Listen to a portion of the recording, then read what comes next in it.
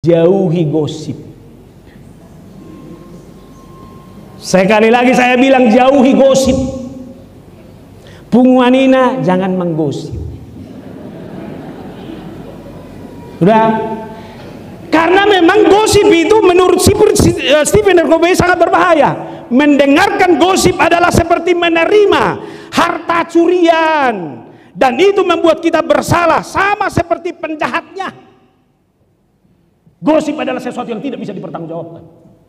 Maka jangan bicara apapun sebelum kau tahu pasti. Ini belum tahu pasti sudah bercerita kau duluan. Ninna, jangan pakai ninna.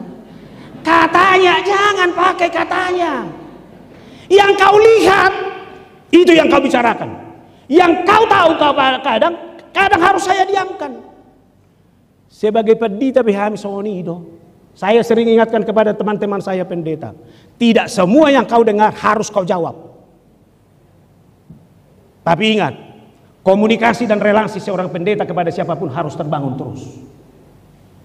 Aina pinasi busipata, pinahohom. Oke? Setuju?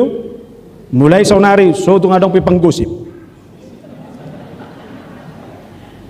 Nah, kalau itu sudah terjadi, ya beres hidup ini. Makanya bagaimana kita harus membangun itu dalam segala keadaan, itu yang perlu. Karena memang lihat saudara, saya nggak tahu pengalamanmu bagaimana. Topik yang paling enak di dunia ini membicarakan apa? Membicarakan apa coba? Apa topik yang nggak pernah habis? Membicarakan orang. Makanya hati-hati buat ibu-ibu. Saya selalu ingatkan dalam khotbah saya, pertemuan itu apalagi hanya kongko-kongko, hanya seperempat jam pertama itu positif.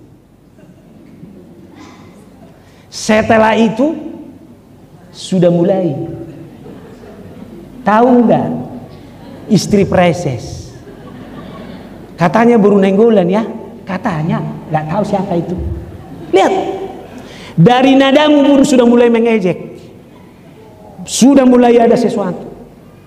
Makanya lihat, ketika membicarakan orang bisa satu hari lewat tidak terasa. Dan gak usah itu. Acara televisi yang paling menarik apa? Kembali gosip. Makanya lihat di TikTok dimanapun, ketika itu sudah bicara hidup orang lain, semua akan menarik. Maka hati-hati ketika membangun relasi. Hati-hati kata-katamu, hati-hati cara berpikirmu, hati-hati cara bicaramu. Itu sebabnya firman ini mengoreksi kita. Karena memang pada saat itu ahli Taurat dan orang Farisi melakukan standar yang tinggi. Tidak ada kebenaran lain selain kebenaran yang mereka hidupi. Hidup menurut hukum Taurat. Dan mereka merasa hidup menurut hukum Taurat itulah takaran yang sesungguhnya. Sehingga siapapun akan mereka melihat sebagai orang berdosa ketika hidup mereka tidak sesuai dengan hukum Taurat itu sendiri.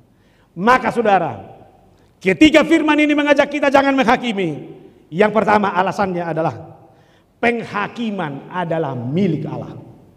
Sekali lagi saya bilang jangan menghakimi, karena penghakiman itu hanya milik Tuhan. Jangan ambil yang tidak bagianmu. Jangan ambil yang bukan tugasmu.